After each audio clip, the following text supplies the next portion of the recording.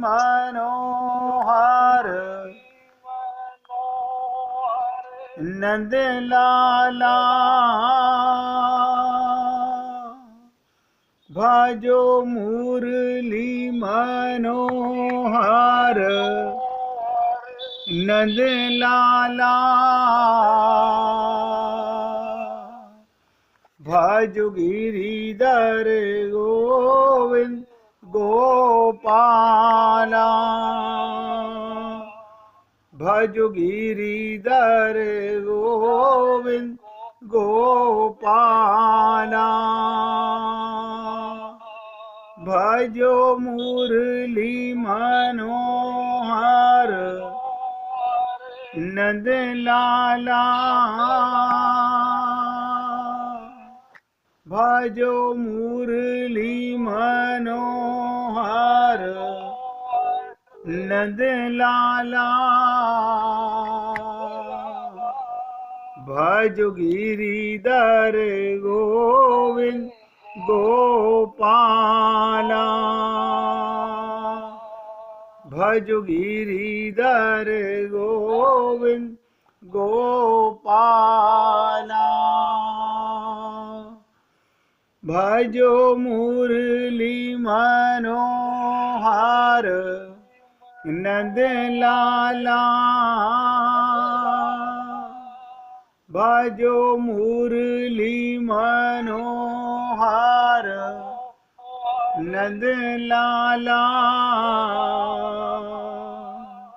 भजो गिरिधर गोविंद गोपाला भजो गिरिधर गोविंद गोपाला बोलिए वृंदावन बिहारी लाल की जय जय श्री राधे जय जय श्री राधे।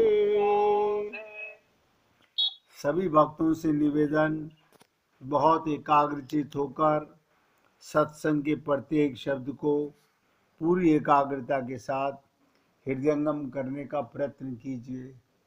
हम लोगों के सामने एक ये ज्वलंतशील प्रश्न खड़ा हो गया कि आपके अंदर, हमारे सब के अंदर एक ऐसा रोग है जिसका हमें पता नहीं।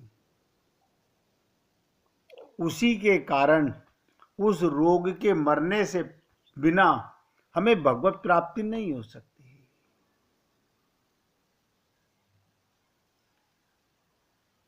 हमारा सूक्ष्म शरीर, कल मैंने बहुत खुलकर निवेदन किया था, हमारा सूक्ष्म शरीर पूरी तरह बिगड़ा हुआ है।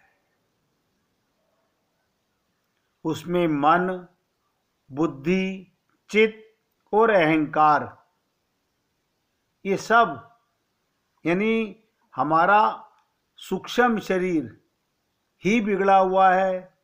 स्थूल शरीर से हम पूजा पाठ अर्चना उपासना करते हैं, रिजल्ट 0/100, कुछ हाथ नहीं लगता। आज देखो पूरे हिंदुस्तान में कैसा प्रोपागंडा फैलाया जा रहा है। अमृत स्नान के महाकुंभ में 144 साल के बाद में मौका मिला है, जो द्वारा आपको नहीं मिलेगा। ये सब मीडिया का, पार्टियों का कमाल है। अमृत का मतलब नहीं जानते। अमृत स्नान हो रहा है और लोग बाग भी लाखों करोड़ों की तादाद में लगे हुए हैं कि हमें तो किसी तरह कुंभ नहा करके आना है, हमारा कल्याण हो जाएगा।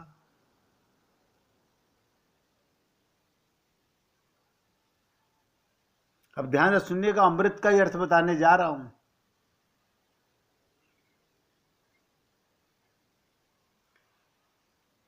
सुखदेव परमहंस ने राजा परीक्षित को श्रीमद् भागवत महापुराण सुनाई।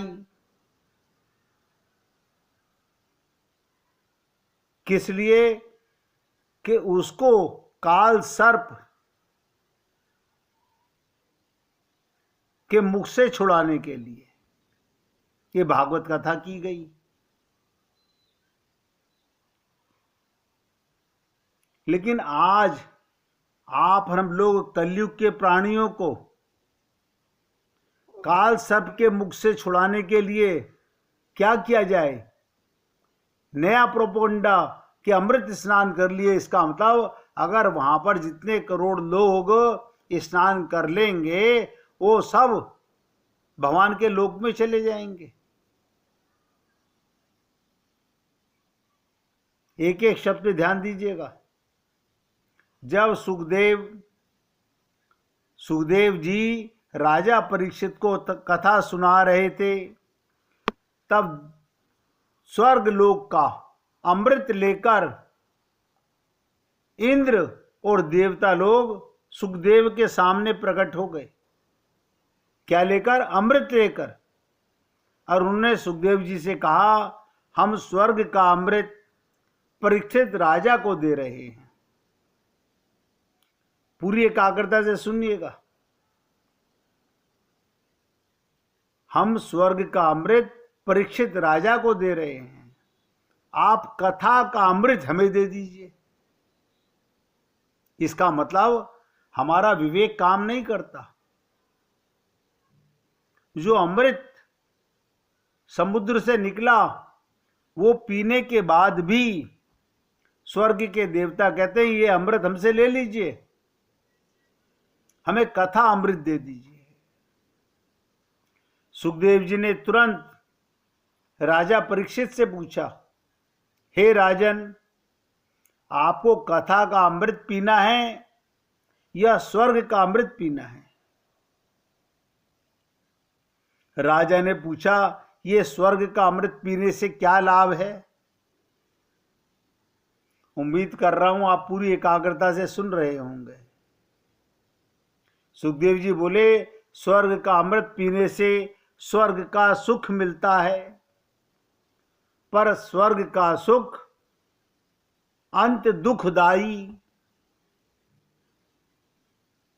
स्वर्ग का अमृत पीने से पुण्य का नाश होता है, पर पाप का नाश नहीं होता। सब नोट कीजिएगा। आपके अब तक के जितने भी पुण्य हैं उनका नाश हो गया, आपको स्वर्ग मिल गया, लेकिन पाप भगवान के पास जमा है। भोग वासना का नाश होता है। स्वर्ग के अमृत से श्रेष्ठ सुखदेव परमहंस का कथा अमृत है। राजा ये सुनकर हाथ जोड़कर बोले, हे भगवान, ऐसा है, मुझे स्वर्ग अमृत नहीं पीना, मुझे स्वर्ग का सुख नहीं चाहिए, मुझे प्रेम पूर्वक कथा अमृत का ही पान करना है।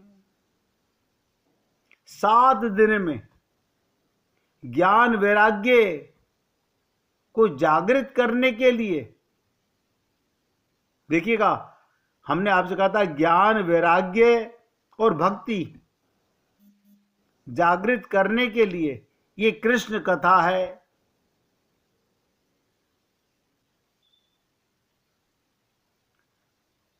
आज सोचिए, आज आप और हम लोग रोज सत्संग में आते हैं क्या पाने के लिए? भगवत प्रेम। हम सब लोग आते हैं भगवत प्रेम पाने के लिए, लेकिन वो भगवत प्रेम कैसे मिलेगा इसका हमें नहीं पता। अब आपको डिसाइड करना है मेरे लिए क्या कार्य जरूरी है और क्या कार्य जरूरी नहीं है। देखो, मौका सबको बराबर मिला हुआ है।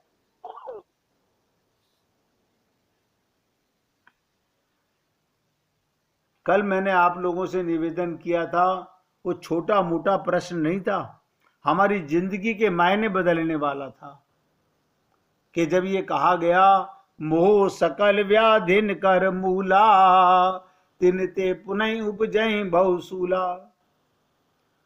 तो हमें महसूस हुआ कि ये मोह नाम का रोग हम में से ऐसा कोई भी नहीं है जिसको नहीं लगा हुआ। यानी हम सब लोग रोगी हैं, बीमार हैं।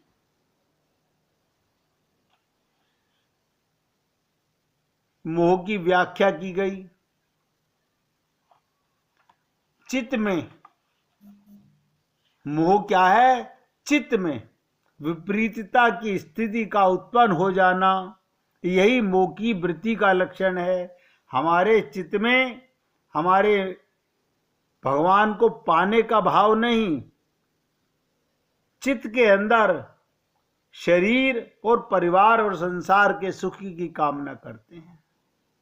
यद्यपि मन और शरीर का संदर्भ अलग अलग है, मन अलग है, शरीर अलग है, पर मोह की वृत्ति दोनों संदर्भों में समान है। शरीर के संदर्भ में स्वस्थ रहने का उपाय हम जानते हैं। देखिएगा, आप और हम सब लोग शरीर के संदर्भ में स्वस्थ रहने का उपाय जानते हैं। स्वस्थता के लिए नियम, संयम आदि सब हम जोड़ जानते हैं। और बड़ी विचित्र विडंबना है, हम लोगों के जीवन में बड़ी विचित्र विडंबना है कि व्यक्ति पथ्य और कुपथ्य का भेद जानकर भी सही मार्ग कौन सा है, गलत मार्ग कौन सा है, फिर भी ना जाने ऐसा क्या है कि कुपथ्य को ही अस्वीकार नहीं कर पाता, कुपथ्य पर ही चलता है। इसका मूल कारण मोह है। यही मोह की स्थिति है। शरीर के संदर्भ में यही सत्य है कि स्वस्थता के नियमों को जानने के बाद हम उनकी अवहेलना करके हम शरीर से अस्वस्थ हो जाते हैं। अगर हमारा खान पान, रहन सहन स्वास्थ्य के नियम से अलग हो तो हम अस्वस्थ हो जाते हैं।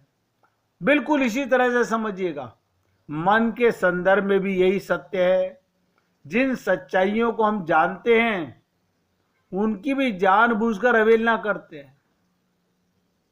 इसी मोह की वृत्ति के कारण मैं निवेदन कर रहा हूं, अगर ये बात हमारे हृदय में पूरी तरह से बैठ गई तो काम कर जाएगी। आप भी राजा परीक्षित की तरह डिसाइड कर सकते हैं कि मुझे शरीर का, संसार का सुख चाहिए, मोह ममता आसक्ति चाहिए, या आत्म कल्याण चाहिए।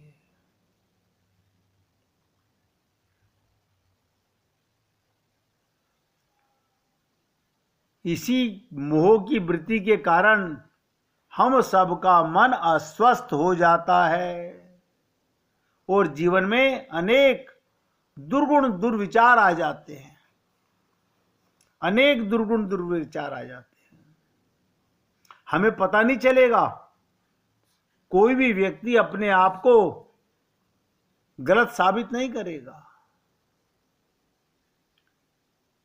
मोह की सारी बीमारियां, ध्यान सुनिएगा, मोह की सारी बीमारियां का मूल है मोह ही असली जड़ है। इसी के कारण ये जीव अनंत जन्मों से भटक रहा है। अभी आपने सुना कि कुंभ के अंदर अमृत का क्या मतलब है, कि राजा परीक्षित कह रहे हैं हमें कथा अमृत चाहिए, हमें स्वर्ग का अमृत नहीं चाहिए। और मैंने आप लोगों से निवेदन किया, मोह के कारण सारे रोग पैदा हुए हैं। हमारा कल्याण क्यों नहीं हो पा रहा? अच्छा, बहुत से लोग ऐसे कैसे हो सकता है, मोह तो करना ही पड़ेगा, तो मरना पड़ेगा, आना जाना पड़ेगा, भगवत प्राप्ति तो नहीं हो सकती। लेकिन फिर भी आप लोगों को यहीं पर एक नई चीज बताने जा रहा हूं। अगर मोह करना चाहते हो, सबसे मोह करो, सिया राम मैं सब जग जानी।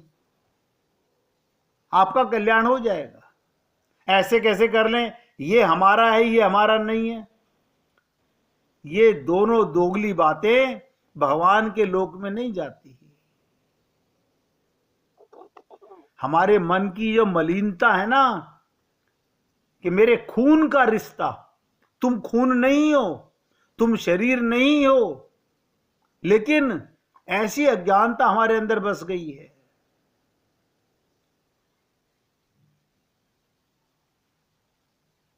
इसी एक मोह से प्रभावित होता है मन और शरीर को विकृत करने के समान। कारण ये मोह, मन भी बिगड़ गया और शरीर भी बिगड़ता है। और मैंने कल आपसे निवेदन किया था, ध्यान से सुनिएगा, फिर बताने जा रहा हूं। मोह जिन 3 वस्तुओं को विकृत करता है, उसी से अनगिनत बीमारियां पैदा हो जाती हैं। कभी आपने सोचा है कि मेरे अंदर ऐसे ऐसे रोग कैसे पैदा हो गए? अनगिनत बीमारियां, जीवन में नहीं सोच सकते।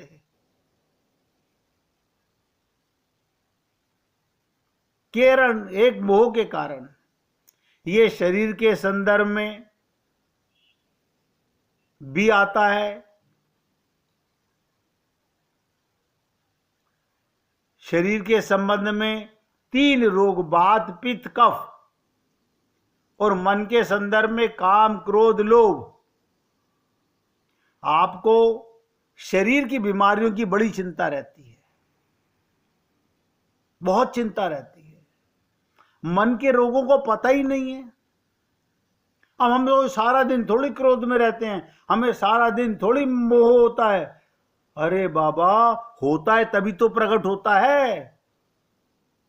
ये मन के रोग हैं, काम क्रोध लोभ। प्रत्येक व्यक्ति के शरीर में वात पित्त और कफ विद्यमान है, लेकिन अधिक होना नुकसानदायक है।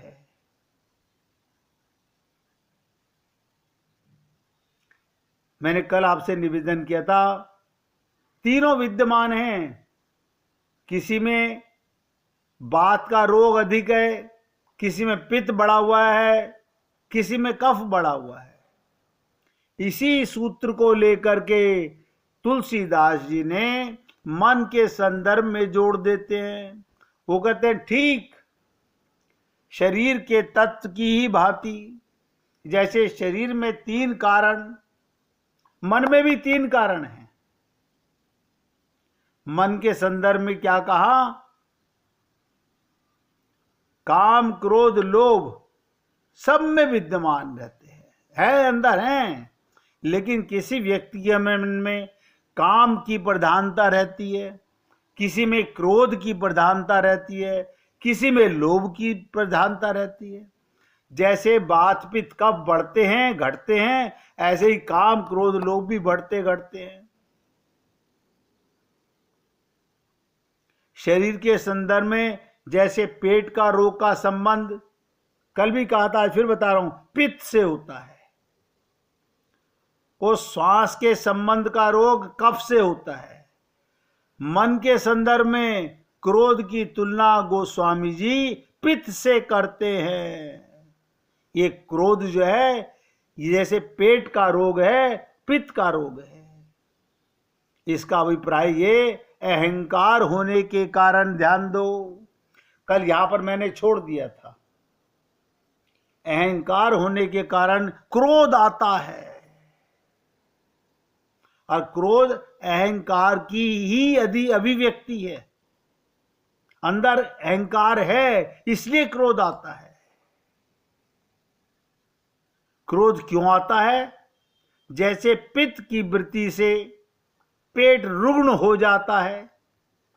अगर पित्त बढ़ा हुआ हो तो पेट खराब हो जाता है, भोजन का पचना ठीक हो जाता है, कठिन हो जाता है। इसी प्रकार अहंकार की चोट पहुंचने पर क्रोध आता है। जैसे ही अहंकार पर चोट पड़ती है हमें क्रोध आता है। क्रोध और अहंकार बड़ी गहराई से जुड़े हुए हैं आपस में। इस प्रकार श्वास के यंत्र से जुड़ा हुआ कफ, जब हम जिस रोग की चर्चा करने जा रहे हैं, अब ध्यान से सुनिएगा, राजयोग, राजरोग, राजयक्षमा। क्या मतलब? ये कौन सा रोग है? टीबी, श्वास यंत्र का ही रोग है ये भी। आपने देखा होगा कि जो टीबी के रोगी, उन्हें बहुधा कफ निकला करता है और उस कफ से रोग के कीटाणु विद्यमान रहते हैं। इसका हृदय उस कफ के आक्रांत रहता है और उससे वो दुखी रहता है। इसे तुलसीदास जी ने मन के साथ कैसे जोड़ा? देखिएगा, पर सुख देखी जरई सोई छई। दूसरे का सुख को देखकर हृदय में जलन होना, ये मन की टीबी है। शरीर की टीबी तो समझ आ गई, उसका इलाज तो हो जाता है, लेकिन दूसरे के सुख को देखकर अपने हृदय में जलन होना, ये मन के अंदर टीबी हो गई। लोभ का, जैसे काम के साथ आसक्ति जुड़ी हुई है, कामी व्यक्ति के जीवन में काम के परिणाम स्वरूप आसक्ति का जन्म होता है।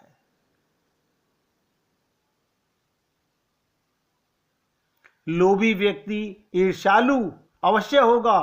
व्यक्ति जितना अधिक कामी होगा उतना अधिक आसक्त होगा। जो व्यक्ति जितना अधिक कामी होगा उतना अधिक आसक्त होगा। लोभी व्यक्ति में भी लोभ जितना अधिक होगा वो ईर्ष्यालु भी उतना ही होगा।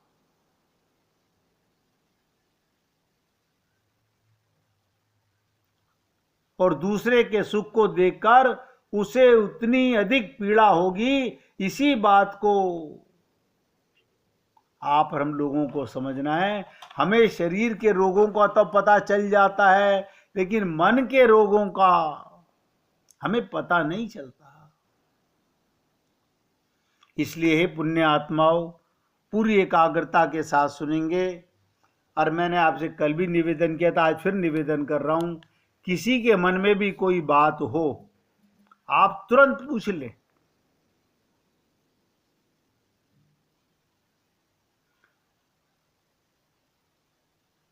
एक बार रामसुखदास जी से किसी ने प्रश्न किया, महाराज जी जब मैं ध्यान करने बैठता हूं, ध्यान दीजिएगा, किसी ने कहा रामसुखदास जी से कि महाराज मैं जब ध्यान करने बैठता हूं तो कभी तो खूब शांति रहती है मन में, और कभी ऐसा लगता है कि क्रिया शक्ति का वेग बाकी है, करने का राग निवृत्त नहीं हुआ है, अभी मन लग नहीं रहा, मन तरंगे मारता रहता है।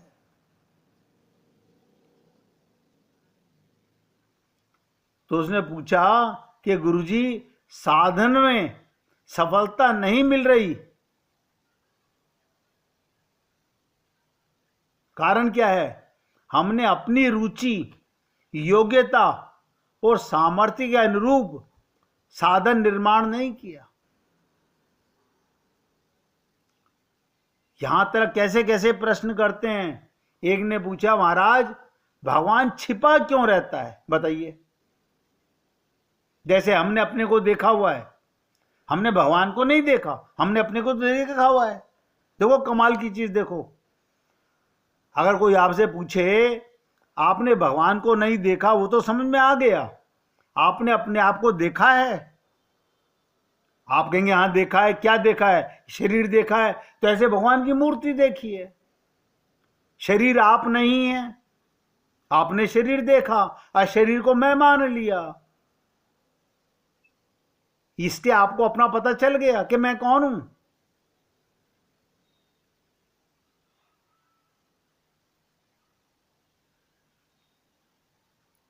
तो जब पूछा गुरु से कि भगवान क्यों छिपे रहते हैं, देखिएगा आपको अपना पता नहीं तो भगवान के प्रति ना तो आस्था है, ना श्रद्धा है, और ना विश्वास पूर्वक आत्मीयता और प्रियता जागृत हुई है। आत्मज्ञान नहीं तो भगवान से प्रेम हो नहीं सकता।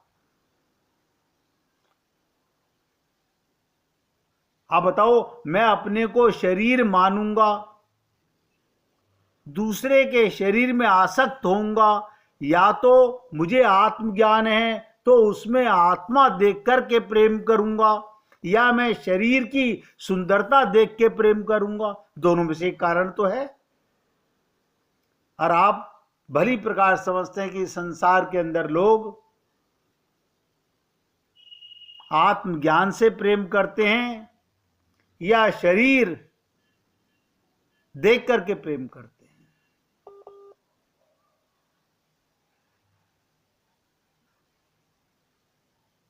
हमारा अभी जितनी आस्था, जितनी श्रद्धा, जितनी विश्वास अपने शरीर पर, मरने वाले पर और उस परिवार पर जो आपका था नहीं, रहेगा नहीं, ध्यान दो। हमारा जितनी श्रद्धा, आस्था और विश्वास अपने इस मिट्टी के शरीर पर है और ट्रेन के मुसाफिर के सम्मान परिवार पर है, उतना ना अपना पता है, ना भगवान में प्रेम जागा।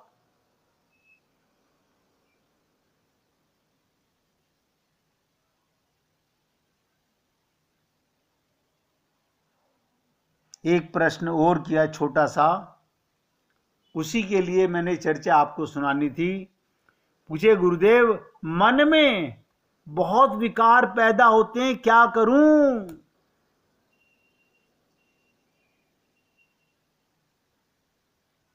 मन में। तो गुरुदेव बोले, गहरी वेदना होनी चाहिए।